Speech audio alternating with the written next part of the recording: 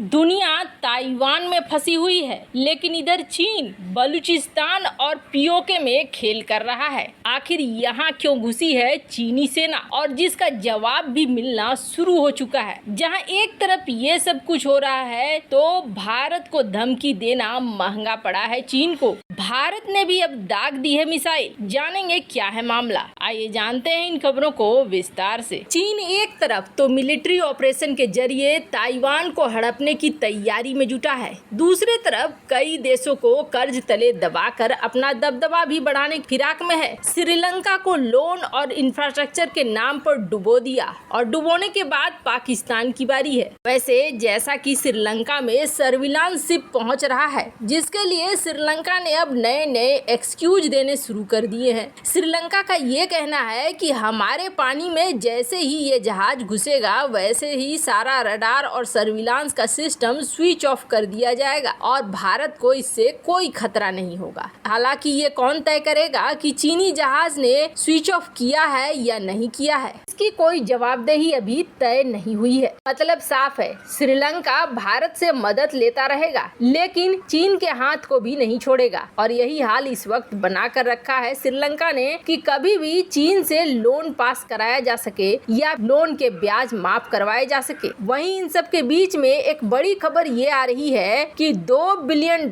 का जो ब्याज पे करना था पाकिस्तान को, उसके लिए चीन ने एक बड़ा कदम उठाया और इस कदम के तहत इस लोन के ब्याज की पेमेंट को 1 साल के लिए बढ़ा दिया है। अब चीन बिना किसी फायदे के तो ऐसा कुछ करने वाला है नहीं। चीन ने जरूर कुछ न कुछ प्लान बनाकर रखा हुआ है। करोड़ों अरबों रुपए खर्च करने के बाद चीन यूं ही पाकिस्तान को जाने नहीं देगा। अब ये जो देख रहे हैं ना आप, बलूचिस्तान में ज्यादातर पहाड़ी इलाके हैं, और इस पहाड़ी इलाके में सबसे अच्छी बात ये होती है कि अगर आपने शुरुआती पहाड़ में बंकर बना लिए, छोटे छोटे बंकर जो शुरू में बने और नजर नहीं पड़ी किसी भी देश की, तो फिर आप अंदर में कितना भी काम करते रहेंगे किसी को पता नहीं चलेगा। इस बंकर के अंदर कितनी भी लंबी गुफा बना लिया जाए, धीरे धीरे काम होता रहता है, हर समय काम होता रहता है और कुछ पता नहीं चलता है। बंकर पहाड़ियों में गुफा की तरह बनते हैं, और जानकारों की माने तो पहाड़ों में इस तरह के बंकर बनाने से एक तो नेचुरल डिफेंस मिल जाता है, यानी कि ऊपर से पहचानना मुश्किल हो जाता है कि वहाँ कोई खुफिया बेस है, और दूसरा अगर हवाई हमला होता है तो माउंटेन केव में रखी गई मिसाइलें, गोला बारूद, इन तक नुकसान कम पहुंचता है। पहाड़ों में बंकर बनाने से दूसरे देशों के सैटेलाइट भी इसे देख नहीं पाते हैं, यानी इसे छिपाया जा सकता है। इस तरह माउंटेन केव बंकर की एक खासियत और होती है कि ये बड़े आसानी से बनाए जा सकते हैं और निर्माण कार्य के दौरान किसी को भनक तक नहीं लगती है। एक बार टनलिंग शुरू हो गई तो पहाड़ों के भीतर भीतर लंबी दूरी तक भी हर वक्त काम किया जा सकता है। पहाड़ों में टनलिंग करने में चीन को महारत हासिल है, और चीन ने तिब्बत में अपने एयरक्राफ्ट को सुरक्षित रखने के लिए इसी तरह के माउंटेन हैंगर बनाए हैं।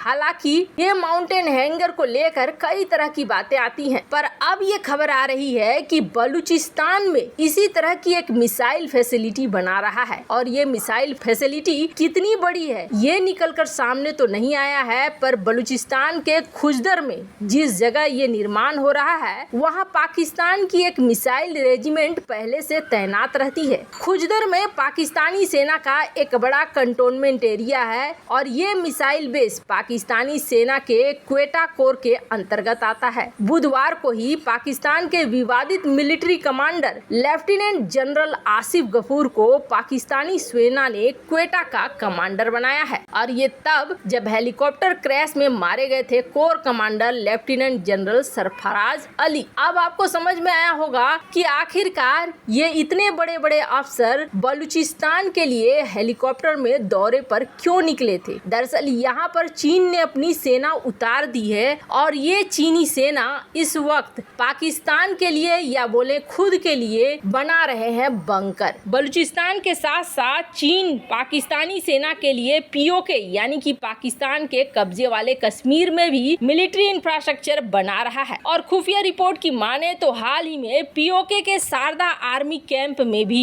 अंडरग्राउंड बंकर बनाते हुए दिख रहे हैं। तो पीओके के केल इलाके में भी पाकिस्तानी सेना के फुलवाई कैंप में चीनी सेना के इंजीनियर्स अंडरग्राउंड बंकर तैयार कर रहे हैं। बहरहाल इस वक्त तो पाकिस्तान को एक जैकपॉट की तरह दिख रहा होगा कि किस तरीके से चीनी सेना आकर उनकी मदद कर रही है। पर कहा यह जा रहा है कि अब ताइवान के बाद बलूचिस्तान पर कब्जे के मोड में है चीन, और जहां एक तरफ ये सब कुछ हो रहा है तो बलूचिस्तान में भी विद्रोह बढ़ गया है और क्वेटा में लगातार धमाके हो रहे हैं। हेलीकॉप्टर क्रैश के बाद एक बार और धमाका हुआ है जिसमें पाकिस्तानी सेना के साथ साथ 11 लोग घायल हैं। अब कितने आधिकारिक आंकड़े हैं वो तो पाकिस्तान ही जाने, पर इतना निश्चित है कि बलूचिस्तान में सब कुछ सही नहीं है और न ही पीओके में सब कुछ सही है। वहीं दूसरी तरफ पीओके बलूचिस्तान में पाकिस्तान और चीन ये सब कुछ कर रहे हैं तो भारत शांत नहीं बैठा हुआ है, बल्कि भारत ने अपनी तैयारियों को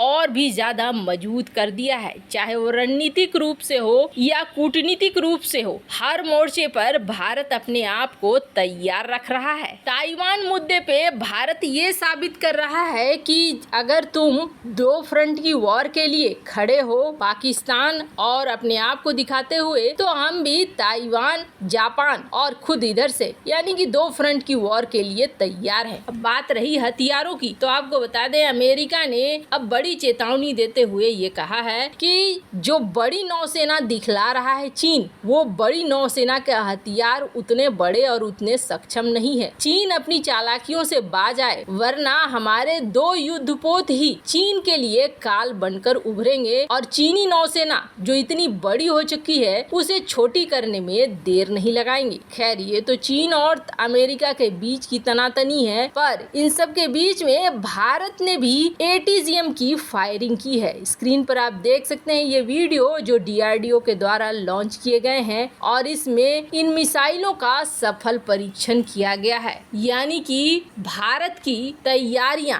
लेजर गाइडेड मिसाइल को लेकर काफी आगे निकल चुकी हैं। भारत भी इस चीज को जानता है कि एक न एक दिन चीन के साथ युद्ध होगा, इसलिए अपनी तैयारियों को जितना मजबूत रखा जाए उतना ही अच्छा होगा। इस एटीजीएम के परीक्षण के वीडियो डीआरडीओ ने लॉन्च किया, जिसमें 2 पॉइंट्स को लेकर परीक्षण किए गए और दोनों ही पॉइंट्स सफल पाए गए हैं। वैसे आपको क्या लगता है, क्या पीओके बलूचिस्तान को हथियाना चाह रहा है चीन? कमेंट कर अपनी राय जरूर बताएं। जल्द मिलते हैं अगले वीडियो में नई खबर के साथ।